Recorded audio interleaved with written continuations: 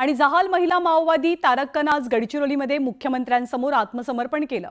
तारक्का ही माओवाद्यांच्या संघटनेचं देशभरातलं दुसऱ्या क्रमांकाचं नेतृत्व असलेल्या केंद्रीय समितीची सदस्य भूपतीची पत्नी आहे। गडचिरोली जिल्ह्यातल्या माओवादी चळवळीत तारक्कानं सर्वात मोठी भूमिका बजावली आहे।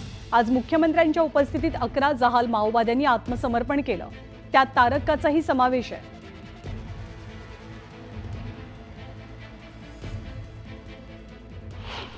दरम्यान तारक्का कोण आहे आपण पाहूया। तारक्का ही दंडकारण्य धोरण समितीची सदस्य आहे। तारक्का 1983 सालात माओवाद्यांच्या संघटनेत दाखल होणारी पहिली महिला होती। विमला सिडाम असं तारक्काचं मूळ नाव। तारक्का केंद्रीय समिती सदस्य भूपतीची पत्नी आहे। पश्चिम बंगालमधील जहाल माओवादी किशनजीची ती वहिनी लागते।